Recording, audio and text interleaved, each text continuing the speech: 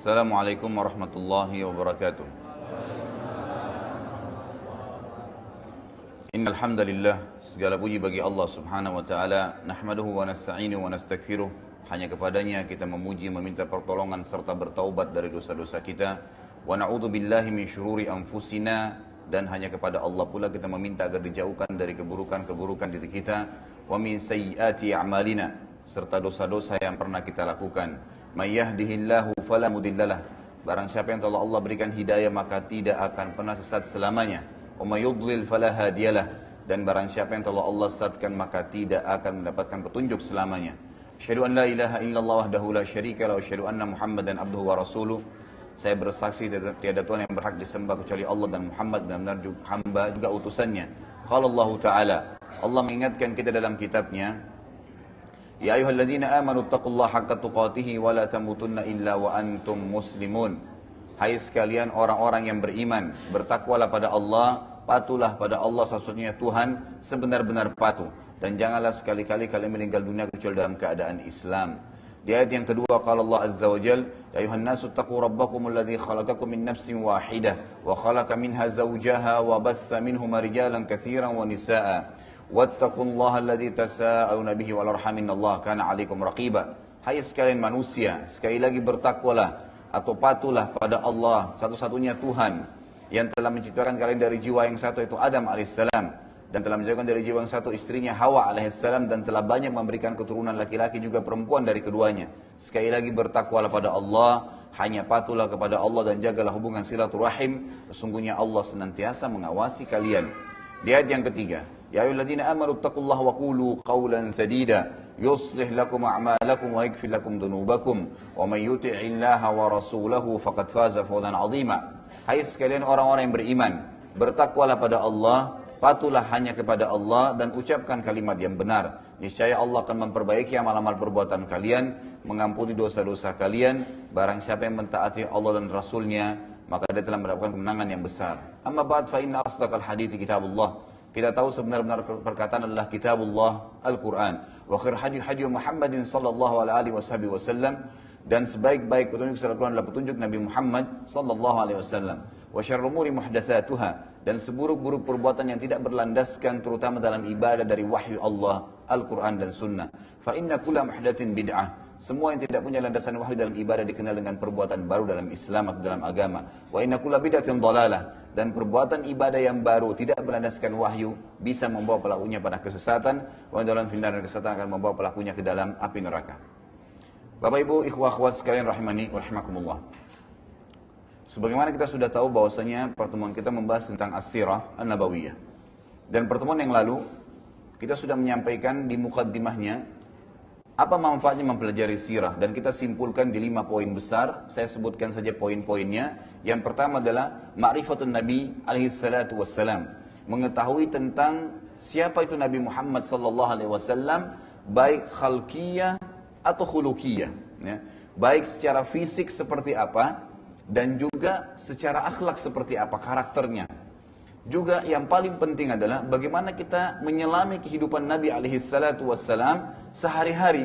Bagaimana dia di rumah tangganya, apa yang dia lakukan di rumahnya, bagaimana beliau bermuamalah dengan tetangganya. Karena selama ini kalau orang hanya mempelajari langsung to the point ke hadis, langsung to the point ke fikih, langsung ke inti-inti hukum syariat, maka kita tidak hanya mengetahui perintah dan larangan Nabi alaihissalam. Tapi dengan mempelajari sirah kita jadi tahu Nabi SAW keseharian buat apa sih.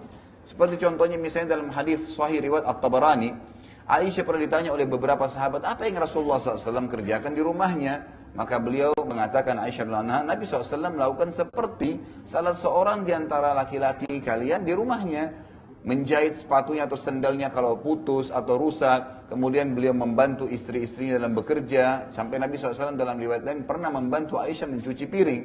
Ada perilaku-perilaku yang Nabi SAW lakukan, perilaku biasa, manusia biasa. Yang kita bisa ambil pelajaran besar, bagaimana sebenarnya seorang muslim harus hidup. Tidak harus tegang. Semua itu berlalu seperti biasa. Ada saatnya kita beribadah, ada saatnya berurusan dengan urusan dunia. Dan ini tidak saya rincikan kembali karena sudah kita jabarkan pada pertemuan kita yang lalu. Yang kedua adalah ma'rifatus sahaba ridwanullahi alaihim, mengetahui tentang siapa itu para sahabat. Kenapa kisah Abu Bakar, Umar, Uthman, Ali, Talha, Zubair, Abdurrahman bin Auf dan banyak sahabat-sahabat yang dijamin masuk surga? Kenapa kisah mereka kekal dan Allah Subhanahu wa taala jaga sampai sekarang kita bisa membacanya agar kita mengambil pelajaran apa sih perilaku mereka keseharian, kan? Apa yang mereka lakukan pada saat pagi, siang, sore, malam hari, bagaimana tanggapan mereka terhadap ayat yang turun, bagaimana aplikasi syariat dalam kehidupan mereka, berumah tangga, bertetangga, berbisnis, apa saja. Semua itu adalah perilaku yang sebenarnya dinukilkan kepada kita agar kita mencontohi mereka dan bukan mustahil kita bersama-sama dengan mereka dijamin masuk surga. Poin yang ketiga adalah ma'rifatus sababun nuzul wa sababul wurud. Dengan belajar sirah nabawiyah kita akan mengetahui sebab turunnya ayat. Sebagaimana nanti kita akan masuk ke poin-poin dalam sirah kita, bagaimana ayat-ayat turun bersama dengan kejadian yang terjadi di zaman Nabi SAW dan sahabat ridwanullahi alaihim. Kemudian sababul wurud, sebab disebutkannya hadis. Ini juga sudah kita rincikan. Dan yang keempat adalah ma'rifatu ahwalul kuffar wal munafiqin. Mengetahui tentang perilaku dan keadaan orang-orang kafir serta orang munafik. Siapa itu orang kafir di mata Nabi SAW? Sehingga kita tidak sembarangan mengkafirkan orang. Sebagaimana banyak kelompok Islam sekarang main kafirkan sana, main kafirkan sini, sementara orang itu bersyahadat. Ya, sementara orang itu masih bersyahadat. Jadi tidak bisa sama sekali kita menuduh orang kafir kecuali seperti Nabi SAW telah menuduh mereka.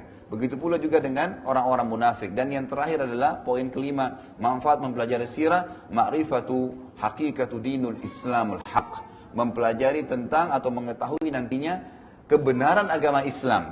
Karena kalau kita pelajari dari awal rentetan sejarah bagaimana Nabi SAW diumatkan jadi Nabi, bahkan sebelumnya dari beliau lahir, keadaan Jazirah Arab, bagaimana rentetan turunnya ayat-ayat Al-Quran bertahap, sampai turunnya ayat-ayat dari Makkiyah, kemudian pindah ke Madaniyah atau di Madinah, sampai Nabi SAW meninggal dunia. Nanti akan kita lihat dengan mempelajari sirah ini, bagaimana terbentuk pribadi kita dan meyakini dengan keyakinan bahwasanya Islam itu agama yang benar. Dan kita tidak akan ragu untuk menganutnya. Memang ini agama yang turun melalui proses wahyu, Jibril turun menemui Nabi Muhammad SAW, dan banyak sekali sahabat yang beriman kepada Nabi SAW. Baik, hari ini insya Allah kita akan masuk ke masalah lebih mendalam. Sebenarnya, Bapak Ibu sekalian, kita sebenarnya bisa membahas langsung dari lahirnya Nabi SAW. Tapi saya sudah menyusun sebuah tema yang saya tidak ingin membahas dulu langsung dari lahirnya Nabi SAW, karena itu umum dibahas oleh banyak ustadz kita. Tapi saya ingin coba tarik kita jauh ke belakang dulu. Salah satu kakek Nabi SAW adalah Nabi Ibrahim dan Nabi Ismail alaihimussalam. Maka kita akan mulai dari kisah mereka, sehingga kita tahu di bagaimana keadaan atau siapa ya jalur keturunan Nabi SAW dan bagaimana keadaan orang-orang Arab sebelum Nabi SAW diutus. Maka akan ada poin-poin penting yang dibahas adalah kisahnya air Zam-Zam, substansial judulnya, dan pembangunan Ka'bah. Dan pembangunan Ka'bah serta di dalamnya tentu ada berurusan dengan perintah tentang haji kan gitu. Dan itu insya Allah akan kita jabarkan nanti. Ini poinnya. Kalau saya lihat mungkin ini yang kita selesaikan pada hari ini. Tidak tahu kalau Allah kasih taufik bisa menyelesaikan lanjutan poin setelahnya itu bagaimana masuknya agama Samawiyah, Yahudi dan Nasrani di Jazirah Arab. Jadi nanti kalau ada yang bertanya, kok bisa ada orang Arab Yahudi ya? Kok bisa menganut agama Yahudi maksud saya? Bagaimana bisa ada orang Arab yang Nasrani? Ada kisahnya tersendiri. Bagaimana agama ya properties ini atau agama Samawi ini bisa masuk di Jazirah Arab sebelum Nabi SAW diutus. Sebelum Nabi SAW diutus, ini sangat penting untuk diketahui karena rentetannya banyak sekali dengan ayat dan hadis Nabi SAW. Dan akan ada kisah tentang ya penghancuran ya Abraha dengan pasukan gajahnya. Kemudian akan ada kisah juga bagaimana masuknya ya negeri Yaman di bawah kekuasaan Faris. Ini semua poin-poin penting yang akan dibahas yang menjadi mukaddimah dalam sirah kita sebelum nanti kita masuk ke poin selanjutnya ya tentang masalah bagaimana ya kelahiran Nabi alaihi salatu wassalam. Baik, kita mulai ya. Bapak Ibu sekalian rahimakumullah, semoga Allah SWT berikan taufik kita. Nabi Ibrahim alaihissalam adalah nabi yang mulia, mendapatkan julukan Abul Anbiya, ayahnya para nabi ya. Kenapa dikatakan seperti itu? Karena Nabi Ibrahim alaihissalam itu memiliki dua orang istri. Yang pertama adalah Sarah. Ya. Sarah masyhur, sangat terkenal dengan kecantikannya dan kemuliaannya. Luar biasa gitu. Tentu kita tidak akan terlalu mendalam membahas tentang bagaimana keadaan atau kehidupan ya Sarah bersama Ibrahim alaihissalam, tapi ada beberapa yang disebutkan dalam ayat Al-Quran dan juga hadis Nabi SAW yang penting untuk kita ketahui berhubungan dengan pelajaran sirah kita ini. Di antaranya, Nabi Ibrahim alaihissalam pernah mengadakan perjalanan bersama Sarah ke wilayah Mesir di Afrika Utara. Pada saat sampai ke Mesir, kebetulan waktu itu rajanya Mesir di zaman itu zalim, suka sekali mengambil istrinya orang. Ya. Jadi bukan mencari perempuan umumnya, tapi istrinya orang. Kenapa? Karena dia tahu kalau, atau dalam pikiran dia pada saat itu, kalau seandainya wanita ini dinikahi oleh seorang laki-laki, pasti dia pilihan gitu, dipilih oleh laki-laki tersebut. Jadi perilakunya sangat buruk. Sarah itu sangat terkenal dengan kecantikannya. Maka Nabi Ibrahim alaihissalam waktu jalan dengan Sarah masuk ke Mesir, datanglah beberapa prajurit Raja Mesir waktu itu ingin mengambil Sarah. Maka apa yang mereka katakan? Siapa ini? Pertama ditanya, siapa ini? Maka Ibrahim alaihissalam mengatakan, ini saudariku. Nggak dikatakan istriku. Kenapa? Karena kalau dia katakan istriku, diambil Sarah nantinya. Dan ini disebutkan dalam hadis Bukhari tentang bagaimana di mahsyar nanti, ya, orang-orang pada saat kepanasan, ya, orang membutuhkan tentang hadis syafaat kubra, ya. Bagaimana Nabi SAW akan memberikan syafaat nanti pertolongan kepada umatnya di padang mahsyar. Manusia pada saat sudah kepanasan, sudah menunggu lama di mahsyar, Allahu alam berapa lama sebagaimana disebutkan dalam hadis, maka ada sebagian manusia datang ke Adam lalu berkata, "Hai Adam, engkaulah ayah kami, engkaulah manusia pertama, mintalah kepada Allah yang supaya Allah datang mengadili kami. Kami ke surga atau ke neraka? Yang penting datang dulu mengadili." Karena di mahsyar sangat panas dan luar biasa pemandangannya gitu. Orang kan ada yang terbalik wajahnya di bawah, ada yang dibangkitkan dengan a'azzakumullah bokongnya di atas dan beragam macam perilaku yang terjadi itu tidak kita bahas juga. Tapi yang jelas pointernya, mereka datang ke Adam, Adam mengatakan, hari ini Tuhanku telah murka, belum pernah murka sebelumnya seperti ini. Nafsi, nafsi, saya cuma bisa selamatkan diriku sendiri. Maka kalian cobalah pergi ke Idris. Datanglah kepada Idris AS. Lalu Idris juga mengatakan hal yang sama. Intisarinya setiap nabi didatangi ya, oleh manusia-manusia sampai mereka tiba kepada Ibrahim AS. Lalu Nabi Ibrahim AS mengatakan, saya tidak berani karena hari ini Tuhanku telah marah, belum pernah marah sebelumnya seperti ini. Dan tidak akan marah sesudahnya seperti ini. Lalu beliau mengatakan, saya telah melakukan perbuatan salah. Apa itu perbuatan salah Nabi Ibrahim AS? Disebutkan dalam riwayat ini. Saya pernah berbohong. Apa bohongnya? Waktu dia mengatakan kepada prajurit Mesir, ini saudari saya. Sebenarnya bukan bohong ya. Beliau di sini maksudnya saudari saya dalam agama gitu. Tapi beliau karena ketaatannya kepada Allah menganggap itu dosa. Jadi beliau mengatakan, saya pernah berbohong, padahal bohongnya pun sama orang kafir gitu kan. Demi untuk keselamatan istrinya, dia mengatakan ini saudari saya. Jadi Nabi Ibrahim AS mengakui dalam riwayat ini, bagaimana sebenarnya dulu dia pernah melakukan itu. Dan ini riwayat yang menjelaskan ya kejadian tadi. Kita kembali kepada kisah. Tapi karena kecantikan Sarah, maka prajurit-prajurit Raja Mesir waktu itu tetap mengambilnya. Walaupun sudah mengaku bahwasanya nah ini adalah saudari saya. Pada saat dibawa ke istana dan Raja Mesir melihat kecantikan dimiliki oleh Sarah, maka dia langsung ingin menjamahnya. Maka Sarah berdoa kepada Allah Azza wa Jal agar ya diselamatkan. Tiba-tiba saja tangan ya kanannya si raja itu stroke. Tiba-tiba nggak bisa bergerak. Mau menyentuh nggak bisa gitu kan. Maka dia mengatakan, apa yang kau lakukan dengan saya? Kata raja itu ya. Maka Sarah mengatakan, saya tidak berbuat apa-apa ya, saya hanya berdoa kepada Tuhan saya agar diselamatkan dari keburukanmu. Maka dia mengatakan, mintalah kepada Tuhanmu agar saya dikembalikan ya, dan saya tidak akan ganggu kamu. Maka Sarah pun berdoa kepada Allah Azza wa Jal agar disembuhkan orang itu sembuh gitu kan. Dia tadi belum yakin nih rajanya. Maka apa yang dilakukan? Dia dekati lagi yang kedua kalinya.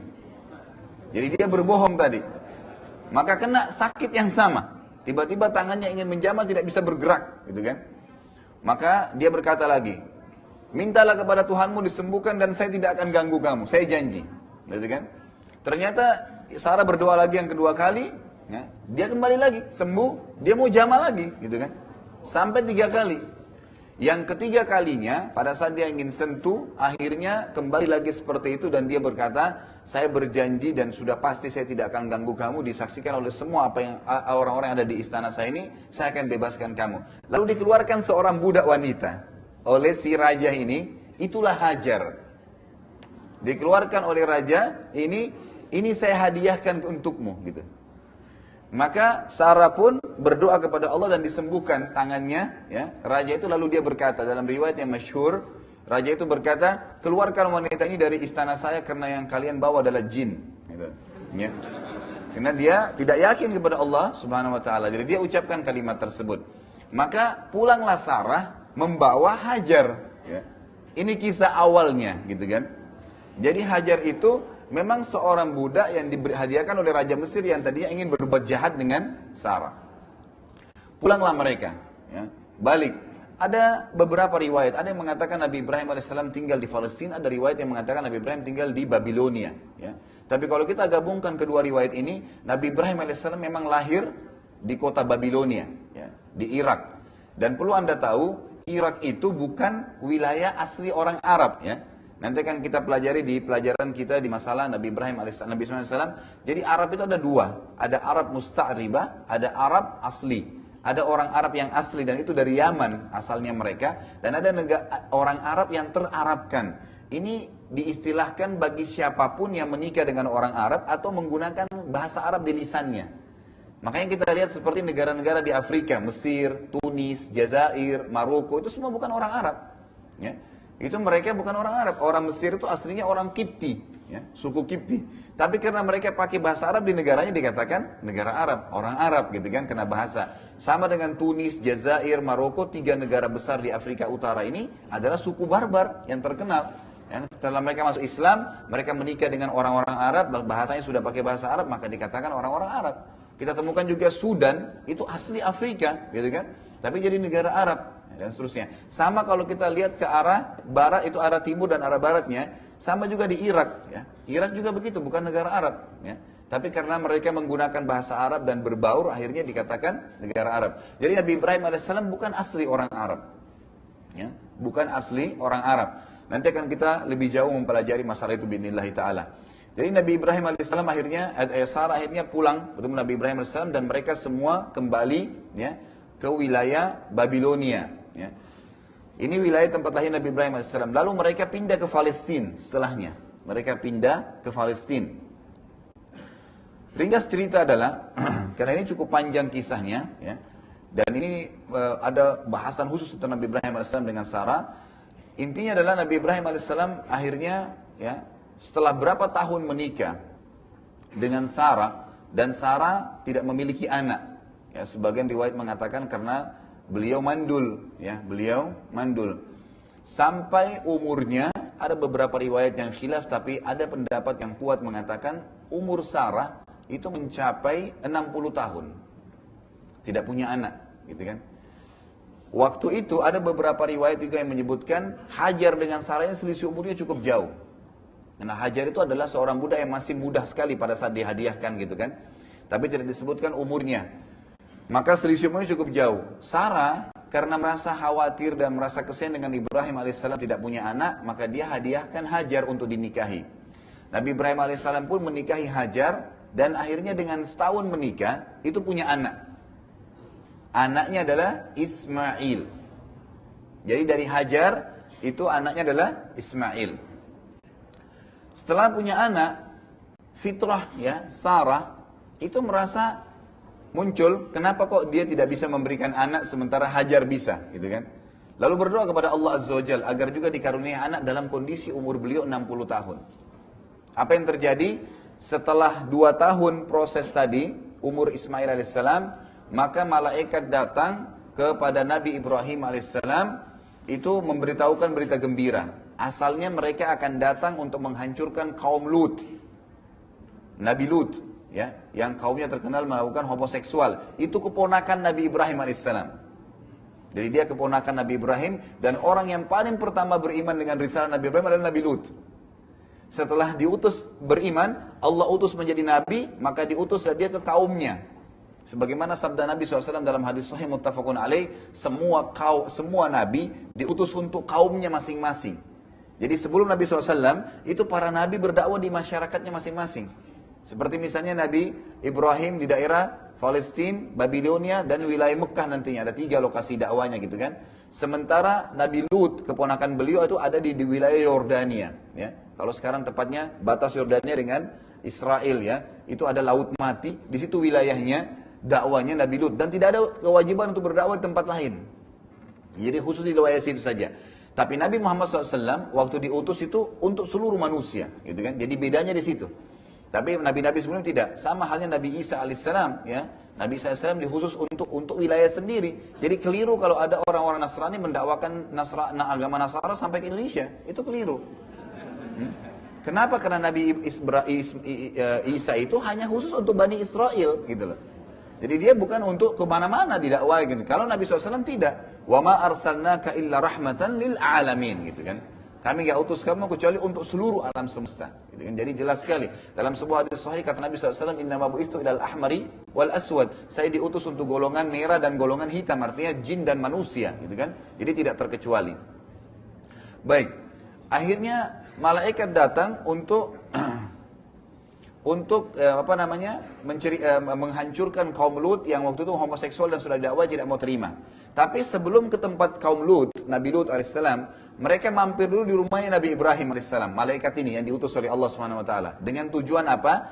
Ingin menyampaikan berita gembira kepada Sarah bahwasanya Sarah akan hamil dan melahirkan anak. Karena Sarah tadi berdoa kepada Allah Subhanahu wa taala. Ini menandakan tidak ada yang mustahil bagi Allah Subhanahu wa taala. Bagaimana dalam kondisi umur sudah tua pun, mandul gak bisa punya anak, bisa hamil dengan kekuasaan Allah Subhanahu wa taala. Kita dengarkan kisahnya. Waktu malaikat datang ke rumah Ibrahim alaihissalam, seperti apa sih kejadiannya? Allah sebutkan dalam surah Az-Zariyat. Urutan 51 ayat 24 sampai ayat 30. Ya. Az-Zariyat 54 urutan surahnya ayat 24 sampai ayat 30 yang bunyinya a'udzubillahi minasyaitonirrajim. Hal ataka haditsu dhaifi Ibrahim al-mukramin id dakhalu alaihi faqalu salaman qala salamun qaumun munkarun faragha ila ahlihi fajaa bi'ijlin samin faqarrabahu ilaihim qala ala ta'kulun fa'awjasa minhum khifatan qalu la takhaf wa basyaruhu bigulamin alim.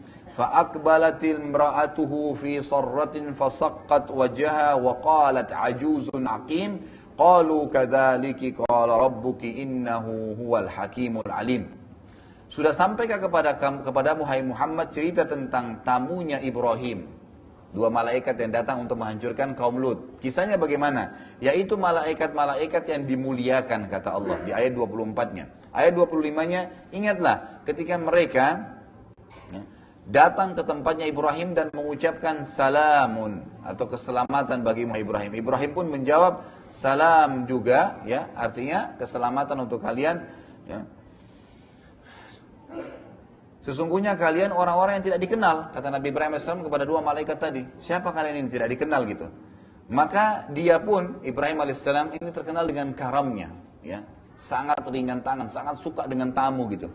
Maka pada saat malaikat ini datang, tidak dikenal. Lalu dipersilahkan masuk, ya, tidak ditanya siapa kalian. Yang pertama Nabi Ibrahim AS lakukan adalah, dia dengan secara diam-diam menemui keluarganya di belakang, ya, di dapurnya istilahnya ya. Kemudian dia menyembelih seekor anak sapi yang gemuk. Ya. Langsung dimasak dan dihidangkan gitu, kepada tamunya. Jadi tanpa menanyakan, ya, siapa kalian gitu. Dan ini sebuah perilaku yang diberikan atau kata ulama tafsir menandakan contoh yang sangat baik dari Nabi Ibrahim alaihissalam. Ya, kalau sudah ada yang datang ke rumah, nggak usah dimulai dengan su'lan dulu, kan gitu. Siapa orang ini dan segalanya, berikan sesuatu, mungkin minuman, mungkin makanan yang bisa ditolong, lalu ditanya, ada apa kira-kira kebutuhannya gitu kan. Nabi Ibrahim alaihissalam melakukan itu dalam ayat ini. Jadi kemudian dia ke keluarganya menyiapkan seekor sapi kecil, gemuk yang kecil, yaitu biasanya sapi pilihan gitu kan. Kemudian dimasak dan dihidangkan langsung. Lalu tak kala dihidangkan kepada mereka, kepada 2 malaikat tadi, Ibrahim lalu berkata, silahkan dimakan gitu ya. Ini ayat 27-nya, ayat 28, tapi mereka tidak mau makan. Karena itu Ibrahim merasa takut terhadap mereka. Ya, merasa takut terhadap mereka dan berkata, janganlah kamu takut atau jangan engkau takut wahai Ibrahim, Dan mereka menyampaikan berita gembira kepada Ibrahim tentang akan lahirnya seorang anak bagi Ibrahim yang bernama Ishak. Ya, yang bernama Ishak. Inilah dari Sarah, gitu kan. Jadi nanti di sini kisahnya, rentetannya sudah mulai masuk lebih dalam. Bagaimana Sarah akhirnya punya anak setelah berdoa kepada Allah Azza wa Jalla dan umurnya sudah sangat tua dan dia akim. Memang dia orang yang mandul, gitu kan. Lalu dikatakan kemudian istrinya, ya, Sarah tadi, istrinya Ibrahim AS, datang memekik lalu menepuk mukanya sendiri seraya berkata, artinya dia kaget gitu, kok ada berita gembira dari malaikat nih, dia akan hamil dan punya anak gitu. Dia mengatakan, sungguhnya aku seorang wanita yang tua dan mandul. Lalu para malaikat menjawab, demikianlah Tuhan kalian memfirmankan, ya, sesungguhnya dialah yang maha bijaksana lagi maha mengetahui. Artinya Allah Subhanahu wa taala mampu membuat apapun, bahkan Allah mampu membuat semua wanita hamil tanpa laki-laki kalau Allah mau. Nah, gitu. Bisa melahirkan, punya anak, bisa punya keturunan, tidak harus berhubungan biologis antara suami istri. Tapi itu kekuasaan Allah Azza wa Jalla. Lalu kisahnya adalah Sarah hamil dan akhirnya melahirkan seorang anak yang bernama Ishak. Ya. Jadi di sini Nabi Ibrahim alaihissalam, nanti kita akan kembali kepada atas tadi bahasan awal, kenapa diberikan julukan Abul Anbiya, ayahnya para nabi, karena dari dua istrinya, dua-dua anaknya nabi, Ismail dan Ishak, gitu. Dua-duanya nabi. Nabi Ibrahim alaihissalam akhirnya jadi mempunyai dua orang putra, dua-duanya nabi, Ismail alaihissalam dan Ishak alaihissalam. Ismail, ya, pada saat dia baru lahir dan sudah masyhur kisahnya, saya ringkaskan kembali gitu kan, yang mungkin Bapak Ibu sudah tahu. Kemudian pada saat selesai melahirkan tadi, ya, Sarah, Allah Azza wa Jal memerintahkan Ibrahim AS untuk membawa Hajar dan anaknya Ismail. Kemana? Ke Mekah. Sudah masyhur, ya. Dibawa ke Mekah. Waktu akan pergi, Nabi Ibrahim AS tidak menceritakan kepada Hajar dan anaknya Ismail. Tidak, Ismail memang masih kecil, ya, masih menyusui. Tapi tidak menceritakan kepada, ya, Hajar, kita mau kemana nih, tidak diceritain. Dibawa aja, naik unta sampai tiba di Mekah. Mekah waktu itu padang pasir, nggak ada pohon, nggak ada orang, lembah gitu. Jadi kalau Anda lihat, ya, gambar aslinya Ka'bah itu ada pegunungan sekelilingnya dan itu lembah. Makanya hikmahnya di sana tidak pernah hujan. Satu kali hujan banjir pasti. Karena memang lembah. Ya itu lembah. Jadi kalau turun hujan dari gunung itu pasti ngumpuk semua di Ka'bah itu. Seperti kejadian beberapa tahun yang lalu, ya. Mungkin masih ada fotonya itu sampai di pintu Ka'bah banjirnya gitu kan. Itu mungkin tahun 60-an ya terjadi di Mekah dulu. Itu karena memang tidak pernah hujan, dengan hikmah Allah SWT. Pada saat hujan pun maka terjadi banjir. Waktu itu tidak ada pohon, tidak ada makanan, tidak ada orang, nggak ada kehidupan gitu. Padang pasir, ya, lembah. Tetapi sebagian ulama mengatakan memang asalnya, ya, Ka'bah itu asasnya sudah ada. Asasnya sudah ada. Dan pernah Ka'bah itu dibangun oleh Adam alaihissalam dengan Syith, anaknya. Atau anak Nabi Adam namanya bernama Syith, ya. Mungkin yang Bapak Ibu kenal Qabil dan Habil kan gitu. Tapi ada lagi yang satu namanya Syith, dan Nabi Adam alaihissalam punya banyak anak. Syith ini anak yang sangat saleh, tapi dia tidak diangkat menjadi nabi. Khilaf di antara ulama, tapi dikatakan tidak diangkat menjadi nabi karena sudah disepakati 10 abad, ya. Dari zaman Nabi Adam alaihissalam itu tidak ada syirik. Tidak dibutuhkan nabi. Gitu kan? Nanti setelah adanya kesyirikan barulah Allah Subhanahu wa taala mengutus Idris alaihissalam, gitu kan? Jadi konseptualnya di sini jelas. Lalu Ismail alaihissalam dibawalah Hajar dengan ibunya Hajar oleh Ibrahim alaihissalam ditaruh. Pada saat tiba di lembah itu lalu diletakkan langsung, ditaruh aja. Silakan turun di sini. Hajar bingung. Berkata dalam riwayat Sahih, "Hai Ibrahim, ya, apakah Anda meletakkan kami di lembah ini? Tidak ada kehidupan, tidak ada orang." Kemudian Nabi Ibrahim waktu turunnya itu langsung mau jalan gitu. Loh, ini nggak ada keterangan, nggak ada kejelasan, apa ini, kita mau buat apa di sini gitu. Ya. Lalu Nabi Ibrahim AS karena merasa sedih sebenarnya, ini kan perintah Allah cuma datang wahyunya apa? Antar istrimu dan anakmu Hajar dan Ismail ke Mekah, bas di lembah itu saja, selesai. Untuk apa di sana nggak jelas. Ditaruh aja di sini, pokoknya perintah Allah begitu, nanti datang perintah setelahnya. Maka Nabi Ibrahim AS pun lakukan saja, patuh, ya. Taruh istri dan anaknya, tidak dijelasin. Karena dia merasa sedih, dia nggak lihat kepada Hajar, terus membelakangi. Hajar mengikuti di belakang.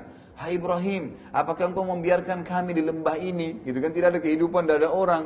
Nabi Ibrahim tidak jawab sampai 3 kali bertanya. Akhirnya Hajar berkata, dan ini riwayat sahih menjelaskan bagaimana keimanan ya Hajar alaihissalam. Dia mengatakan, Allahu amaraka bihadza. Baik, kalau kau tidak bisa jawab Ibrahim, saya ingin tanya. Karena ini kan sudah tahu, Hajar tahu ini ada Nabi Allah. Apakah Allah yang menyuruh engkau melakukan ini? Maka Nabi Ibrahim AS menganggukkan kepalanya sambil menangis gitu, sedih ya Nabi Ibrahim AS waktu itu. Maka Hajar menjawab pertanyaan membesarkan jiwanya dan suaminya juga. Dia mengatakan, idzan la yudayyi'ana.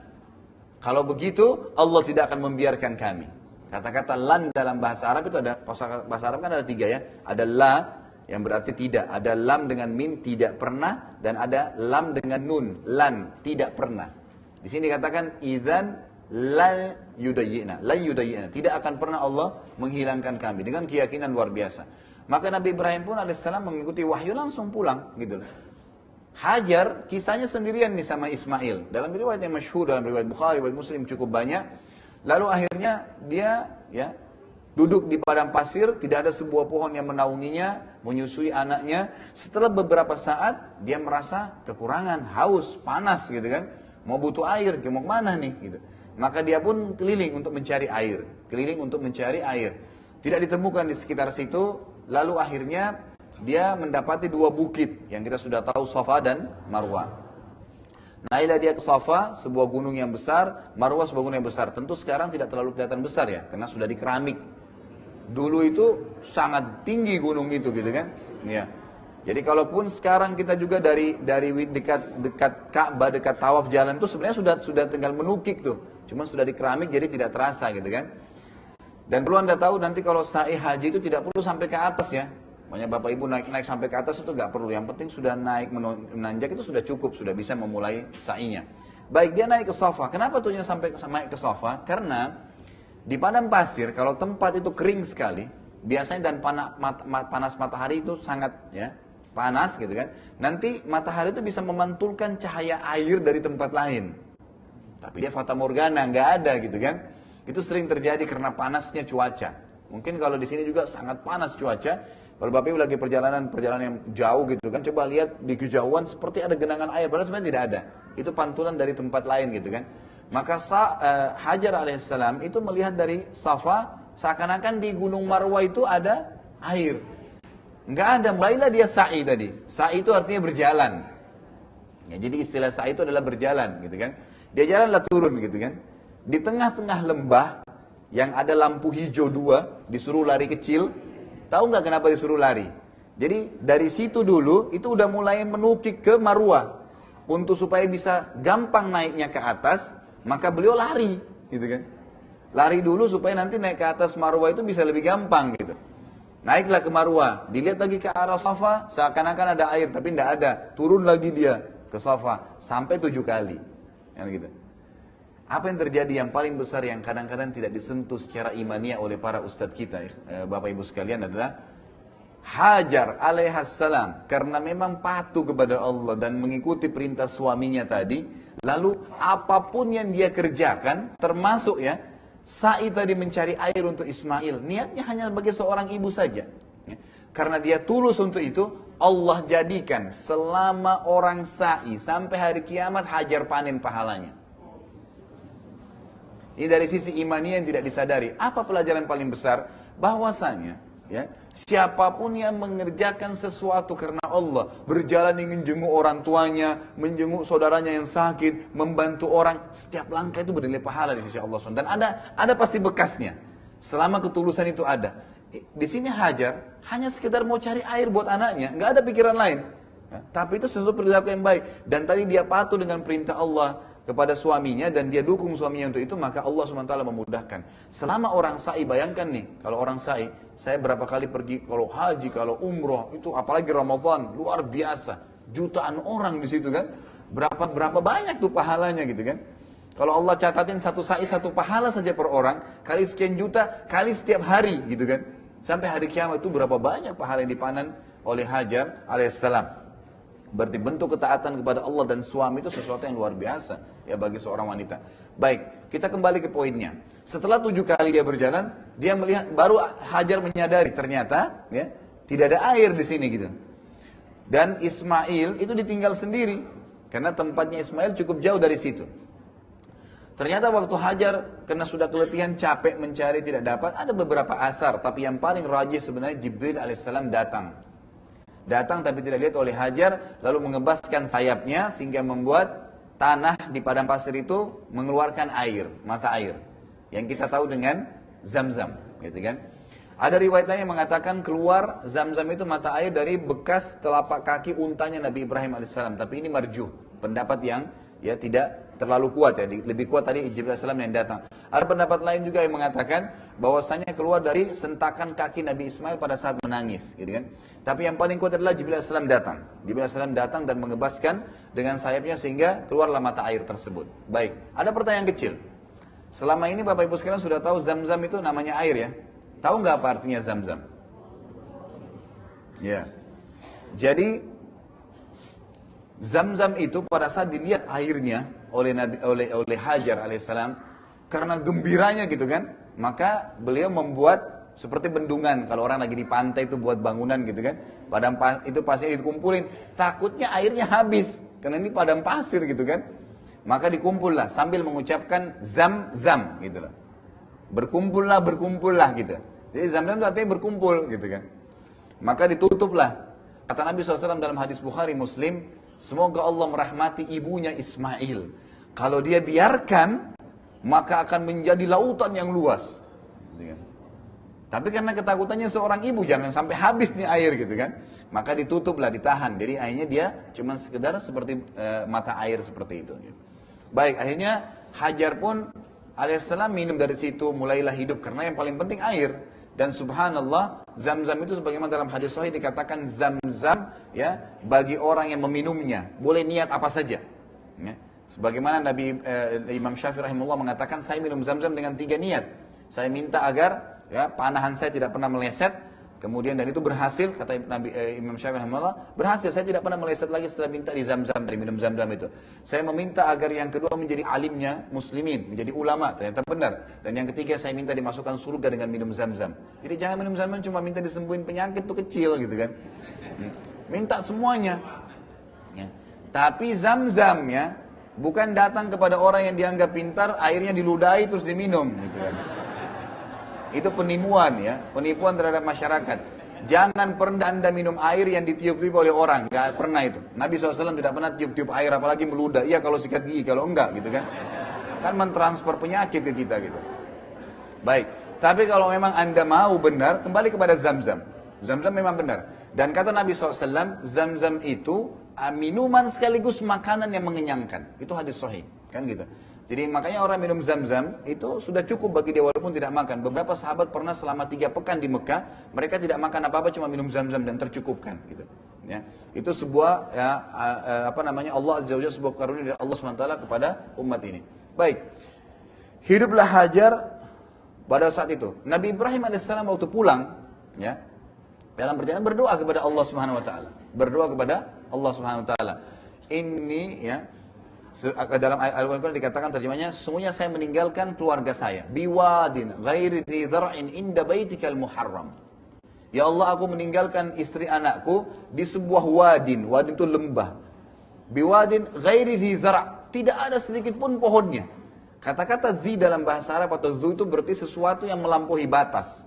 Misalnya orang yang kuat menghafal, dia dikatakan ya misalnya orang yang suka menghafal bahasa Arabnya ya, misalnya hafidh, ya, orang yang kuat hafalannya. Tapi kalau memang dia kuat sekali, melampaui batas, mereka katakan dzu hifdz.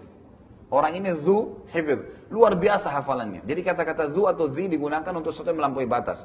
Maka kata Ibrahim alaihissalam, biwadin ghairi dzi zar'in, di lembah yang tidak ada satupun rumput, nggak ada gitu. Jadi kosong sekali gitu. Inda baitikal muharram, tapi poinnya di lokasi tempat rumahmu yang muharram. Ini menandakan ulama tafsir bilang Ka'bah itu asasnya sudah ada tadi yang saya katakan. Dan mulailah mereka menjabarkan dengan beberapa asal yang menyebutkan bahwasanya pernah dibangun oleh Nabi Adam alaihissalam dan Syir, kemudian dengan berjalannya waktu hancur gitu kan. Nanti Nabi Ibrahim alaihissalam diperintahkan untuk membangun kembali Ka'bah itu. Jadi Ka'bah bukan baru dibangun pada saat itu, tapi sudah ada sebelumnya, nanti pondasinya sudah ada lalu dibangun kembali. Lalu Nabi Ibrahim SAW pada saat berdoa, Nabi Ibrahim pun menyebutkan dalam doanya yang masyhur yang mengatakan, ya, kirimlah orang-orang kepada istri dan anak saya gitu, supaya mereka tidak sendirian, gitu kan. Maka Allah SWT pun menerima doanya. Apa yang terjadi? Ada sebuah kasus terjadi pada saat itu. Masyarakat Arab saya katakan yang asli turunannya itu di Yaman. Tidak ada waktu itu di selain di Yaman. Nggak ada di selain di Yaman. Di Yaman dulu ada terkenal sekali pada zaman Nabi Ibrahim SAW itu sebuah bendungan. Namanya Ma'rib. Saddul Ma'rib. Ya. Saddul Ma'rib ini saat itu adalah bendungan. Ma'rib nama kotanya, nama lokasinya gitu. Masyarakat Yaman itu luar biasa kehidupannya. Sangat makmur, sangat luar biasa gitu. Tentram, semuanya luar biasa gitu. Apa yang terjadi? Karena mereka kufur terhadap nikmat Allah Subhanahu wa taala, maka akhirnya dihancurkan oleh Allah Subhanahu wa taala bendungan tersebut, ya. Itu ada kisah tersendiri disebutkan juga dalam Al-Qur'an. Pada saat hancur bendungan tersebut, orang-orang Arab ini nggak punya lagi sumber kehidupan. Mulailah suku-suku Arab asli ini keluar dari Yaman, gitu kan? Untuk mencari lokasi yang ada airnya. Karena nggak ada air, mereka nggak bisa hidup, ya. Makanya Allah SWT mengatakan dalam Al-Quran, وَجَعَلْنَا مِنَ الْمَاءِ كُلَّ شَيْءٍ حَيٍّ. Kami menjadikan segala sesuatu dari air itu bisa hidup. Ya. Kalau makanan itu mungkin hanya sekedar menutupi, tapi air nggak bisa, maka bisa meninggal, gitu kan? Ini sesuatu yang sangat penting.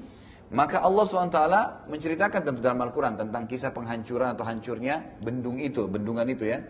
Dan kemudian lalu Allah SWT mengganti tadinya di sebelah bendungan itu, sebelah kanannya itu ada, sebelah timurnya itu ada pohon-pohon buah-buahan, sebelah baratnya itu pohon sayur-sayuran, ya. Jadi mereka kaya sekali, makmur sekali gitu. Keluarlah suku-suku Arab ini dari Yaman. Salah satu yang jadi saksi bahasan kita adalah satu suku besar bernama suku Jurhum. Suku Jurhum. Ini suku yang masyhur sekali, termasuk besar gitu.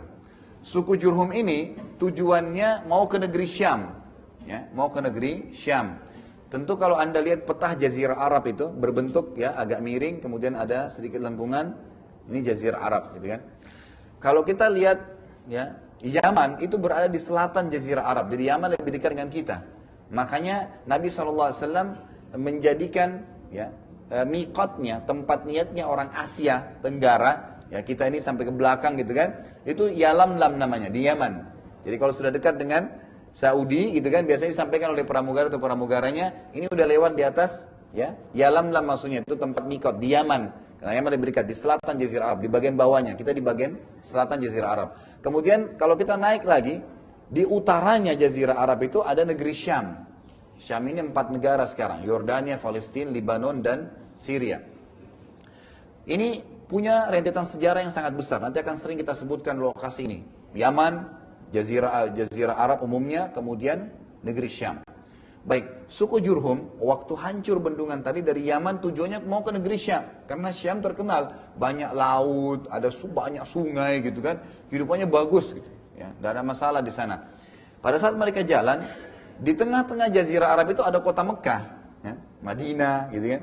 Mereka lewat agar mereka bisa hidup, ya, sampai ke negeri Syam.